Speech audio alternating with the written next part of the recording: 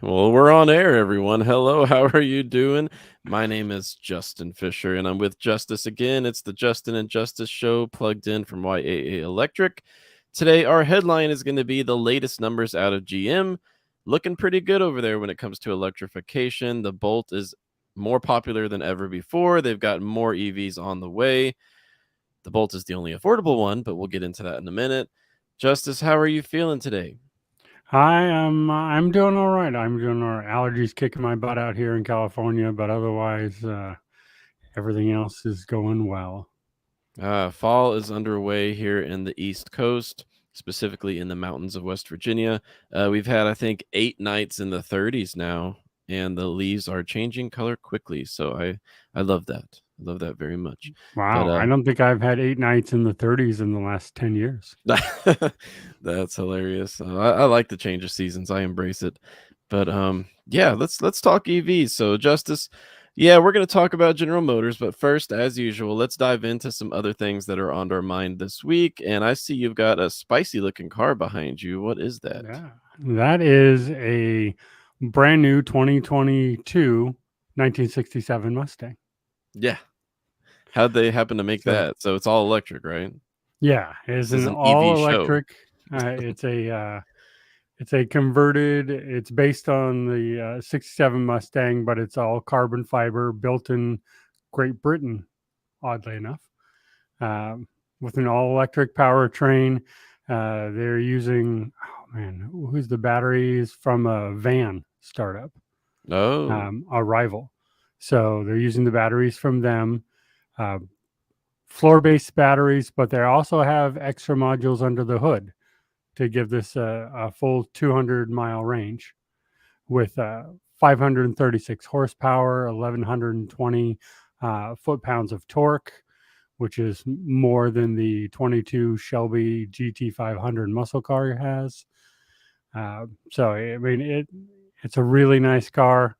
Definitely something that I've pledged for a long time and said, hey, this is what Ford needs to do. Someone else has started doing it. And if anyone would like to buy me one, they are starting at only $400,000, Justin. That is as much as a house in some parts of the country, but I mean, it's less than a house in California, right? Yeah, yeah, it's certainly. So it's about 8 times more than I can afford. So if someone else wants to put up the 7/8, I will be happy to make this my forever car. Yep. Um, and yeah, I can just live in that instead of a house in California. It That's why would still be GoFundMe cheaper. exists, right? Yeah, There's exactly. a Kickstarter. Just kidding, everyone. Donate to hurricane relief. Anyways, oh yeah, that's fascinating. Aren't there quite a few companies over in the West Coast that they retrofit classic vehicles into EVs, or sometimes they even do it for commercial vehicles? If you want to go electric for your commercial delivery vans, can't afford a Ford e-Transit, then I guess you could pay to have a vehicle retrofitted to be electric. I don't recall what the names of these companies are, but there are some pretty awesome ones. I hear it's not cheap though. No, it's not cheap, and they've been doing it for a while. Usually not the business side of it. It's usually classic vehicles like this, and muscle cars and other things that people want to get going. Though I do think the first one was a VW Bug that they did as a proof of concept. Oh, And yeah, I mean, it is a trend to get some of the cars of the past that people love and electrify them. Yeah, rival. There you go. See, that's yes. You those mentioned are that the it's batteries that are okay. uh, in this Mustang. Yeah, that's why I pulled this up because Arrival is an EV maker based out of the United Kingdom, I believe, and they are finishing up right now. They're about to open up their factory in Charlotte, North Carolina. So yet another EV automaker coming to America. This one is a startup, but they're going to be focusing mostly on the delivery van and large city bus type vehicles with plans for more consumer centric, retail oriented vehicles in the future. But Arrival looks pretty cool. I've seen some interesting reviews online from, I believe, Fully Charged. Love their content. Uh, Here's the Arrival van. That looks pretty cool. I mean, considering that EVs are a flat skateboard type architecture, I mean, I imagine you could use your space much more efficiently in a Yeah. large um, public transport type purpose. But yeah, pretty cool. Well, I got to. I don't know if I should say this on the air, but I will anyway. It's up to you. I got to step onto the Amazon electric delivery vehicle this last weekend That's when neat. someone was delivering, and I was talking to him, and I saw the little Rivian badging and the little smile in the headlights, which I didn't know they had. They have the Amazon smile inside the headlights, but he let me come on board and look around, and the use of the space that they have in those vehicles now is so delivery driver friendly and makes so much sense that I'm excited for more of these companies to do that. Like the driver experience in that van versus all the other Amazon vans that I've seen is so much better. So I it was really imagine. cool inside. It was really cool inside. They thought of the driver a lot. Like Rivian really, I don't know who designed it, Rivian or Amazon, but they really thought of like the seats set up higher. It's on a step higher. So when you turn, it's not putting pressure on your hips to get up and stand up out of the seat. Uh, they have a lot of little touches like that. Heated and cooled seats. Yeah, Yeah, looks yeah, pretty neat. that's it. That's it. Yeah, even the jump seat for trainees is heated, Oh, which wow. in California I kind of went, "Oh, that's useless," but I like that it's there. Yeah, this is really neat. So, would you go Rivian delivery van or Canoe's future van for Walmart? Let's pull that up. Oh, so I was in the canoe at Google a couple years ago, and it wasn't the delivery. I think I would go for delivery van. I would go Rivian, Hmm. uh, but the canoe at Google was dual door opening to the side so you could get in, and they had bench seats that sort of wrapped around. There was a very cool people transporter. Ah, yes, yes. Well, I would love to see a canoe in person. I'm a big fan of those. We do need a vehicle of that size to haul around my wife's small business equipment and whatnot. She makes and sells soaps, teas, and lotions and all kinds of cool things from our house. And it'd be awesome to have one of these canoe delivery vehicles to go to all the festivals that we go to. So, pretty awesome stuff. And that makes more sense for what you do. You don't need a Amazon Yeah. size Yeah. delivery van for what you do Yes. yet. Yes. Yeah. Well, so everyone who's joining us, thank you for being here. We will dive into GM here in just a few more minutes. We like to get the show started with a few other news topics on our mind before we dive deep into the headline. Samuel in the chat. I wanted to address your question because I think it's a great one. Samuel says, doesn't have an EV yet, but waiting on GM's Chevy Equinox or maybe the Chevy Blazer. The question is, are they going to be good cars? Now, Samuel, my opinion, without having test driven one, because I don't think anyone has yet, they're not available for test drives yet, is that they are likely to be awesome vehicles because they are powered by GM's next generation Ultium battery platform. That's going to bring much faster charging than what you see with like the Chevy Bolt. Decent range of between 250 to 300 miles, and that's all you need. Trust me. If you've got fast charging, you don't need more than 250 miles. So that I would think that these two options would be excellent, particularly if you can find them for Chevy prices. And by that I mean don't go spend Model Y money on a Chevy Blazer or a top of the line Equinox. It sounds like the top of the line might be approaching closer to the $60,000 mark because they plan on having some fully decked out Equinox trim options. I believe the 3RS is what they call it. I forget the letters. They got alphanumeric combinations, but the highest trim Chevy Equinox, if that ends up getting pretty close to the Model Y, just go buy the Model Y. But if you're looking at a Chevy price point, I'm talking $40,000 give or take. I think the Equinox is going to be a great option, if not the best option on the market for that price point. So, my advice to you, Samuel, is once pre orders open up, if you're that interested in the Equinox or Blazer EVs, get on the pre order list ASAP because it's going to fill up quickly. Think so, Justice? Yeah, absolutely. I think they're going to sort of fly off the shelves. You're going to have a production problem. Yeah. Um, they'll sell out their reservations probably in a day. Yes, yes. Yeah, one more little news topic before we get into GM. Um, did you see that the radars are definitely going away from Tesla? It's not a surprise. We've heard about this for quite a bit of time now. However, it's controversial if you live in a foggy area, or apparently it's going to affect parking, but I don't understand that as much. New Teslas will be delivered without any radars at all. It's all camera based. So, what's your take on Yeah, that? they're removing the parking sensors as well, so it's all eyesight based, and Hmm. we know this is where Musk has said it's going, and that he's sure that it's going to be there. I question if it's ready yet, but I'm not on the inside. I'm not on the AI team. They did Yeah. touch on this on the AI day as well. So I think they're at least confident that the AI will take it and can see as well as a human. Um, but to your point, in the fog, I sure would like a car that sees much better than I do in the Hmm. fog. Yeah. I want the cars to be better than humans, not as good as humans.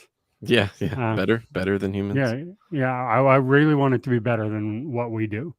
Yeah. So, as much as I like Tesla, I've always been more against the camera sight only thing. I just want them to be better than what we have and what we're driving. And if you're talking autonomous, I really want them to see better than humans see.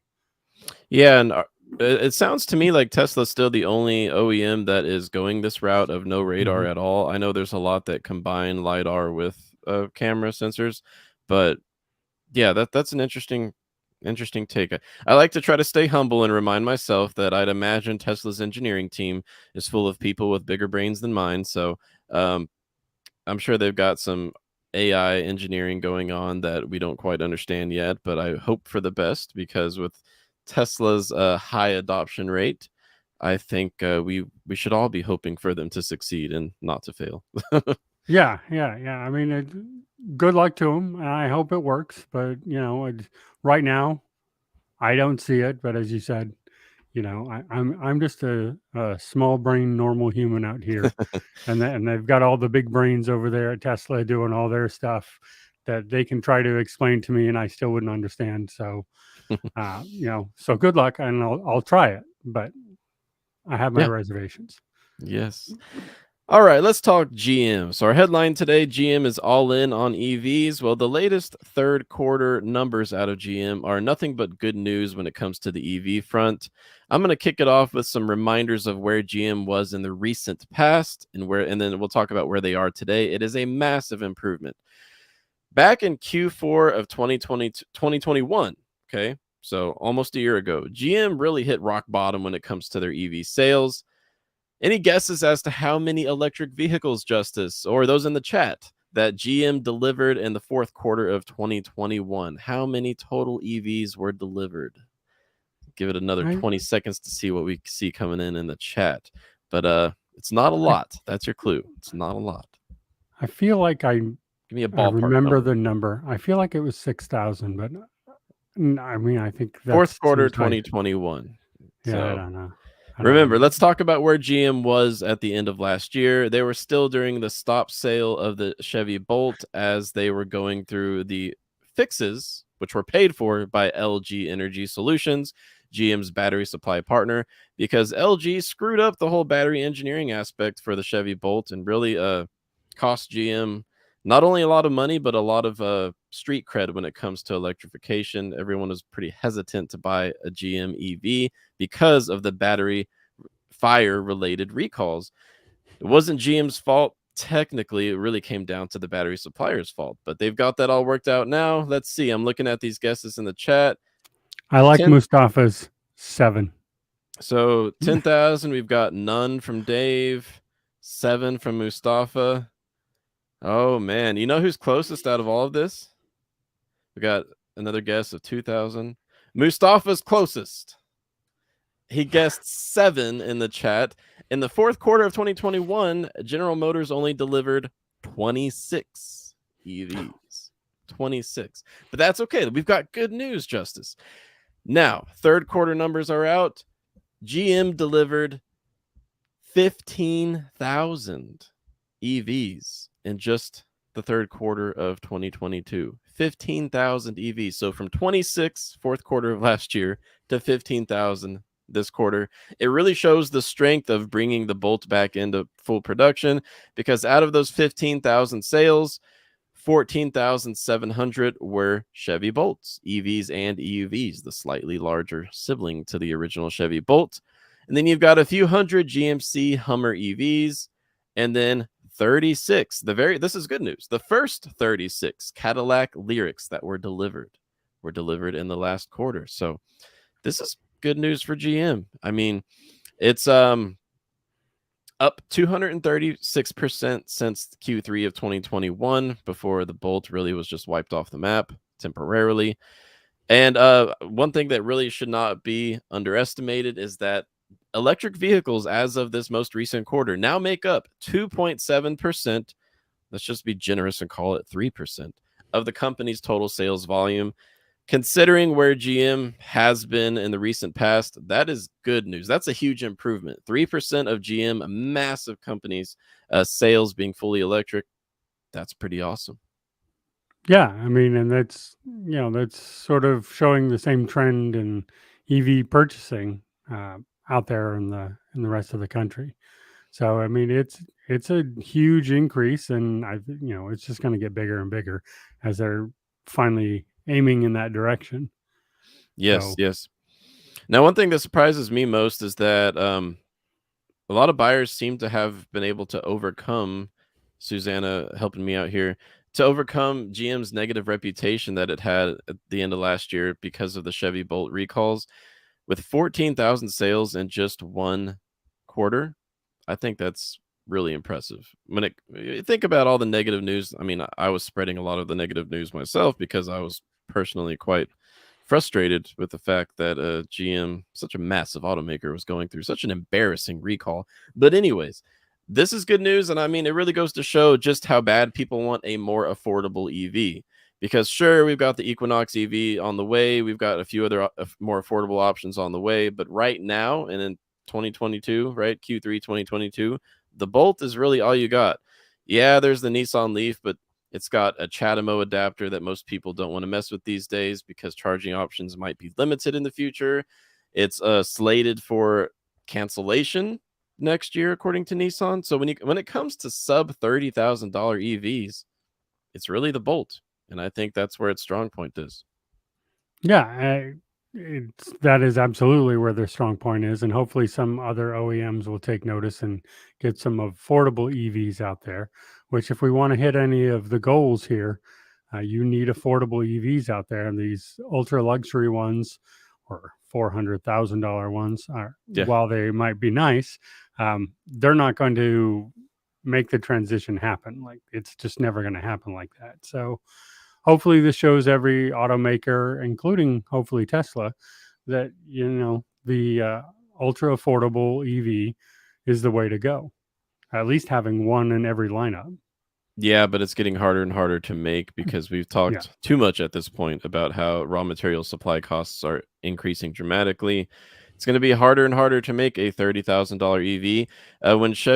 When General Motors announced that the new Equinox coming in 2024 would start around $30,000, I said, mark my words, I think it's going to end up costing a bit more than that.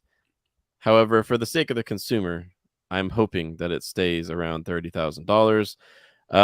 They'd be losing money though. Let's be real. They'd be losing money if they were able to sell it for 30 grand. I think it will be quite hard to find the base trim, the 1LT option. That is the one that is supposed to start with the lowest price tag. I would imagine most 2024 Equinox buyers are going to be interested in the 2LT or 3LT trims, which it's speculation at this point, but looking at GM's previous pricing strategies, I'd imagine that you could get an Equinox EV 2LT for closer to $38,000 to $40,000. And considering what you're getting with all that GM has released recently, I think that would still be a great deal, wouldn't you? Yeah, absolutely. That would still be a great deal. It'd still be under most other manufacturers. So I think this is when we talk about GM's reputation. I've said this before, like all OEMs who have reputation problems, this is their chance to completely change their perception of who they are again. Yes, yes, and that's exactly what they're doing with the Cadillac Lyric, trying to Yep. rebrand the Lyric or rebrand Cadillac. And then if you start thinking about Buick, that's what Buick's doing over at Stellantis. So we got more to talk about there for sure.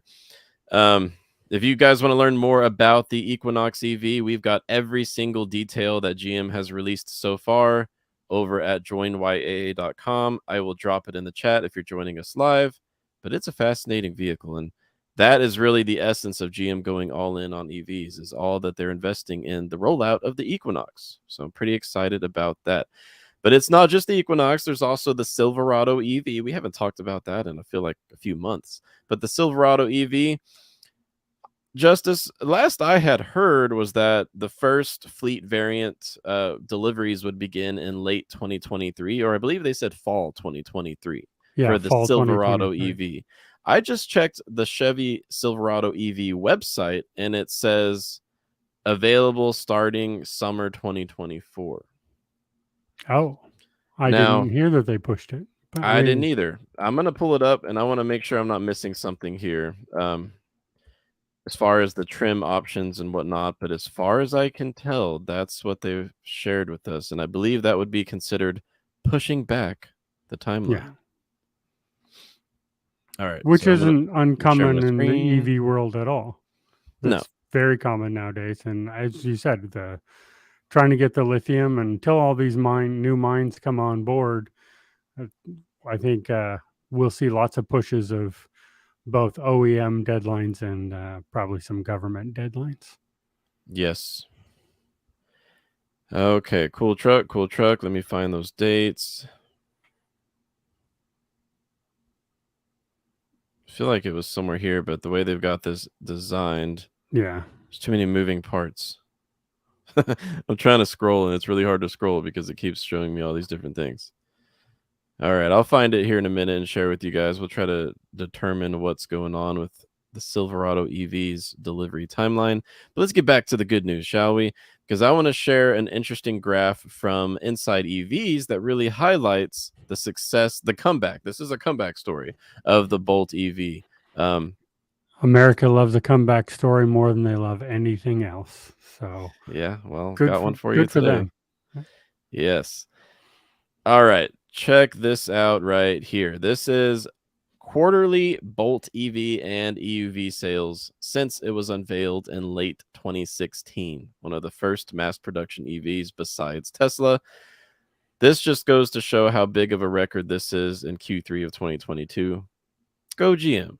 They should pat Yeah. themselves on the back today. Well, and there was a lot of naysayers when they came out and announced their plans, and a lot of people sort of laughing it off. And they stuck to their guns so far. Let's see if they continue to do that, and they see this kind of growth. Uh, you know, last laugh all the way to the bank, kind of thing. Yeah. Yep. Um, I thought this would be an opportune time to compare GM's 4 EVs that'll be available at some point in 2023, assuming that the Silverado EV still does make its official debut in the latter half of next year. Because I feel like I've had a lot of interest in GM EVs lately on our community forum over at joinyaa.com. And even on Instagram, we're seeing more people interested in GM built EVs. So here's what GM has to offer in the 2023 model year if you're interested in fully electric vehicles. I'm going to go through it quickly, okay? And then in the chat, feel free to drop any questions you've got. Bolt EV and EUV. EUV is slightly larger. It's the only one on this list not powered by GM's latest Ultium battery platform, engineered in partnership with LG Energy Solutions. Yeah, that's the same LG Energy Solutions who screwed up the Bolt powertrain, but let's just say they're big enough to get it right this time, right? Range 249 to 259 miles. Charging time. This is the Bolt's downfall, and this is why it's so affordable. At about 200 miles in 1 hour, okay, for the Bolt. But it's affordable. starting around 26 grand if you can find one without markups, and that's easier said than done. If you want a fully optioned Bolt EUV, it's going to run you closer to $36,000. Cadillac Lyriq. First 36 deliveries were made in the last quarter. That is great news. It is built in Spring Hill, Tennessee, and GM says that they are now ramping up production of the Lyriq, and there will be a whole lot more deliveries of the Lyriq in the fourth quarter of 2022. Range with the rear-wheel drive variant, 312 miles. Charging time, at about 200 miles in 30 minutes with a 190 kilowatt peak power output. That's impressive. It's not class leading, but it's almost class leading. It's impressive for the price point, which is starting around $63,000. Not cheap, but you do get a very modern, dare I say, future-proof powertrain for that price point. Pretty cool stuff. Silverado EV, range of up to 400 miles, charge time about the same. 200 miles in under 30 minutes at a DC fast charger. Pricing, Justice, what do you think the Silverado EV is actually going to start at? Because I'll tell you what GM said when they unveiled it. GM said it would start around $41,000 with destination fees for the bare bones variant, the work truck. I don't think that's going to be what actually happens. No, I was going to say I have a cheat here because I'm actually on their site, which I slacked you the link for, that shows their when it's coming out, which is summer 2024. But I'm gonna say you're looking at least 50,000 base. Okay. Here, Yeah. probably. Yeah. I was going to say like 48, but let's go 50, and I'm on board with that, Justice. And then you've also got the Hummer EV, which I don't even feel like talking about because it's so damn expensive. And I'm not And interested in inefficient. it at all. It's like the most inefficient EV ever made. It just Yes, it really is. it's nice inside if you like gigantic vehicles, which it is, but yeah, it's just too inefficient on the EV front for me. Yeah, if you're going electric for the environment, don't buy a Hummer EV. Still, oddly enough, because of how more efficient electric motors are than internal combustion engines, I just looked it up, and the official MPGE figures for the Hummer EV, they're still better than most combustion vehicles on the market. It's a 47 MPGE combined. Not Yeah, good considering that most Teslas get over 120 yeah, MPGE, so miles per gallon equivalent is what that stands for. And my own Ioniq 5 gets about 100 miles per gallon equivalent. So, yeah. yeah, still So somehow better, but you got to think about the it's cost going into that massive battery pack that yeah, the Hummer has. it's better than ICE vehicles, but when you transition it to the EVs, it's as efficient to other EVs as the ICE Hummer was to regular vehicles. It Yes, great it still comparison. holds all of its prestige of being completely inefficient and impractical. Yeah. Yep, and the pricing of the Hummer EV also pretty impractical for most of us, starting at 110 grand with destination. But Igor in the chat, I think you've got some experience with the Hummer EV. What do they actually go for? I know that I've seen some listed on online auctions for over 200 grand for the Yeah, Hummer EV. What do you get for that kind of money? Well, you get a Hummer. I don't know if that's a good thing, but range 350 miles for the pickup truck, 300 miles for the SUV option, and charge time is as fast as GM can offer with this Ultium platform, adding about 100 miles of range in just 10 minutes. But Learning Fast in the chat had a good point. We also got to talk about charging curves, okay? Uh, yeah, 190 kilowatt peak charging for the Lyriq that we were just talking about. That is great as long as it can hold that for a substantial part of the battery pack. 100% correct, Learning Fast. It's one of the strengths of the eGMP platform from Hyundai and Kia, Ioniq 5, EV6. They can hold that high rate of charge for quite a long time. I've pulled 150 kilowatts at 75% state of charge. That was impressive. So we'll have to see. We don't know yet. We'll have to see how the Cadillac Lyriq and other Ultium powered EVs perform when it comes to that. But good point. yeah. It's important when you're talking about these vehicles and charge times. If that's what your main focus is, if you can't plug in at home, then the peak charge times are important. Yeah. Igor says that he's seen recently, maybe even today, Hummer EVs going for 240 grand. That is 40,000 more than my house, so no thanks. Yep, no thanks. Yeah, Justice. Hey, come on out here to West Virginia. Houses are affordable. Yeah, no, I'm looking in your part of the country. Yeah, got to be And happy without a lot of the amenities that I was used to in Dallas, Texas, which is where I used to live. So, shout out to our Texas viewers and listeners. EV prices, man. That's getting a little bit depressing, isn't it? well, it is, but can I? And I know we didn't tee this up, and you didn't Ah, know I it's was all going right. to say this, but What you got? on that front, a Georgia senator, Reverend Senator, I don't know which one goes first, Warnock, has just introduced a bill that would expand the EV credit to non-U.S. Automakers who are planning to, but not yet here in America. So he So wants to Hyundai. give, yeah, Hyundai, and there's I think some for Toyota and others. Um, so he wants to give them a grace period where their vehicles will qualify for the full tax credit while they're building their plants or making their move to the U.S., which would, if passed, would greatly increase the tax credit to everybody. He says his focus is on getting EVs affordable so more Americans can actually get into and buy them. Right now, he's stating that the reason for a lot of people not transitioning is the price, which I think we kind of agree. Yes, the price is a huge setback for a lot of people. Yes. And let's be clear, Senator Warnock represents Georgia. Georgia is where Hyundai is investing. Get this, this is a huge amount of money.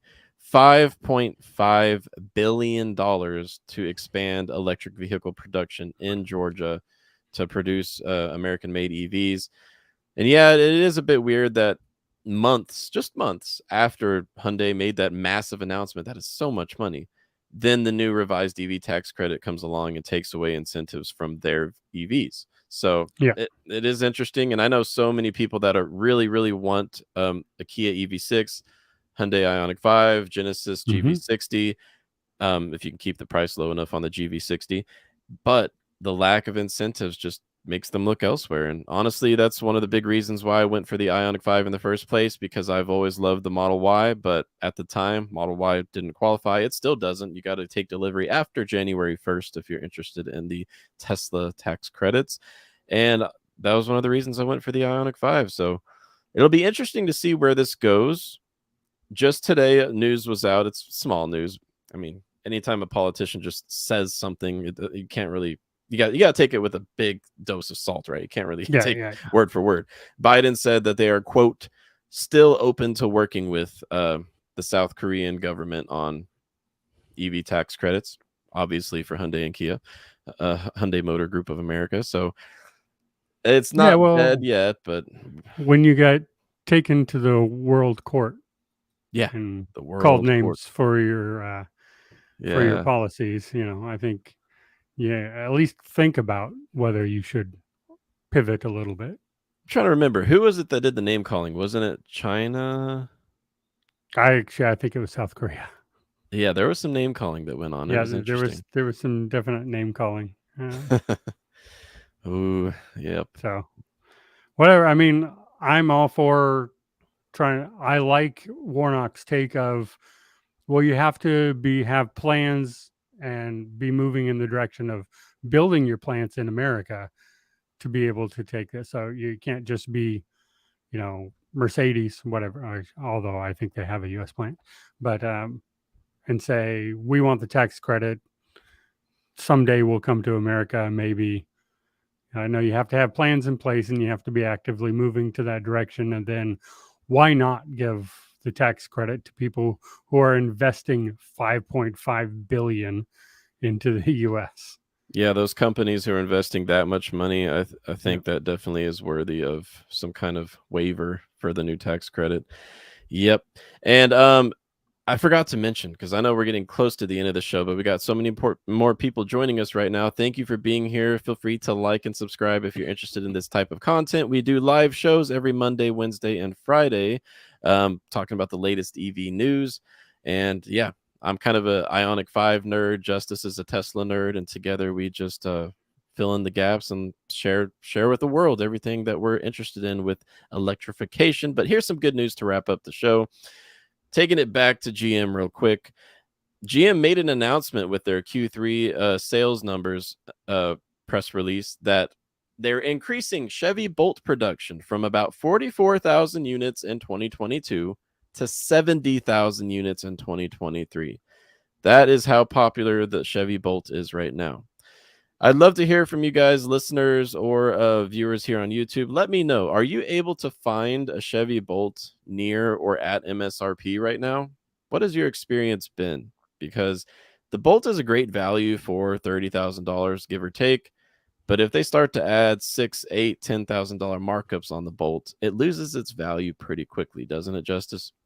Yeah, absolutely. I mean, you need to go to places like markups.org and look for the Chevy dealer in your area that's at no markups. Look at the vehicles that are sold. I was on there yesterday helping someone with a Bolt, and there are several dealerships reported at no markup on a Chevy Bolt.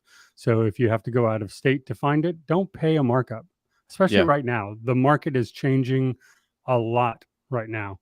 So don't go out there paying these markups. You can find somebody. Yes. And GM continues to announce really good news, proving that they're all in on EVs. They are going to increase production by adding additional shifts at the Spring Hill, Tennessee assembly plant to build more Cadillac Lyrics, to build more GMC Hummers. I guess that's a high margin vehicle for them. So they're going to make more of them and Well, try to sell more of them. And yeah, then, like we said, the Bolt is increasing production by something like, I don't know, 60%. So GM is all in on EVs. I can't wait to test drive the Equinox EV myself. Maybe we can replace our only combustion vehicle, a 2014 Subaru Forester, with an Equinox EV. That'd be cool. that would be cool. That would be, yeah. Yes. Before we go, I want to share our resources with all of our viewers. If we've got some new people with us today, thank you for being here. We're from YAA, of course. Hopefully, you took a look at the name of our YouTube channel. Haha.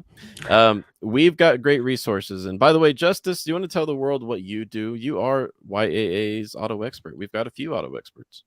Yeah, I'm an auto advocate. I help people review deals and sometimes find vehicles and make sure that they're not getting ripped off, make suggestions, and we help you from purchasing to selling, everything in between.